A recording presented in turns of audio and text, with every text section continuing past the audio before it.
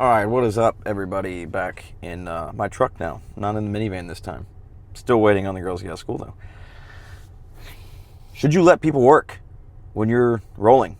Should you let the lower belts work through positions and submissions? A lot of people have their take on this. They say, don't let people work, let people work. I think first, though, we should try to understand what the phrase letting them work actually means. And if you enjoy these videos, please subscribe and comment other things you'd like me to talk about. This one I did on my own. Nobody really recommended this. I just see it a lot of times, people saying, don't let people work. Here's my philosophy on that. It's going to come from the aspect of I run my own gym and I teach on a regular basis. So here's what I think letting people work means to me. This is my opinion on it. When I'm rolling with somebody who's either significantly lower ranked than me, or significantly smaller than me, like rolling with a smaller female or something like that. What I do when I let them work, if you want to call it that, say they're in my guard and they're doing everything right to an extent, right? They're not lowering their posture too bad when they're trying to open my guard. They're not leaving anything open. They're not putting their elbows out. They're doing everything fine. They're putting pressure on my guard to make me want to open it. So I open it. I'll start working my guard that I like to play from open guard. If they do everything right, stopping, feet to the biceps, whatever I'm doing, and they start to pass, then they'll pass, right? And it's not like I'm not just fighting back, but I'm not using a lot of strength either, especially if it's a smaller female or just a smaller individual that's like a white belt. I'm not going to resist a lot, because in my mind, if I have to do that,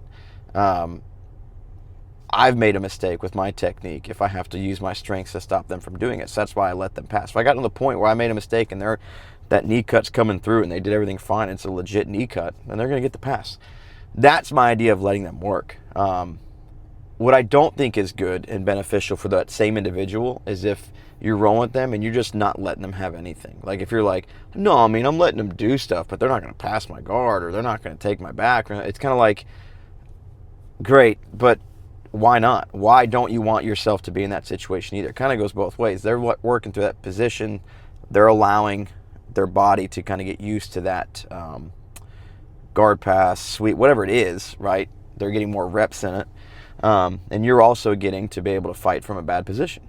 So I think you can let people work and also let yourself work and get better as well.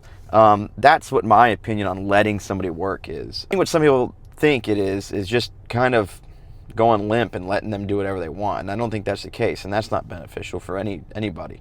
I think there should be a little bit of resistance. A lot of it is dependent on who you're rolling with, your level versus their level, and your understanding of what it means to let them work. If your idea of letting them work is, again, going limp and just let them do whatever, then no, it's not beneficial. But if your idea of letting them work is like what I said earlier, not saying my opinion's right, but it's just what I feel.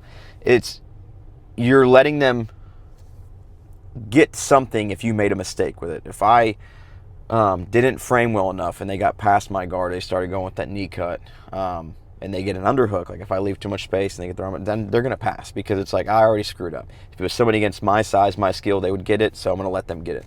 So it allows me to work from that side control position, or if they take my back. So letting them work, I think, is a good thing as long as you're doing it right. Don't just let them have everything and just go limp, right?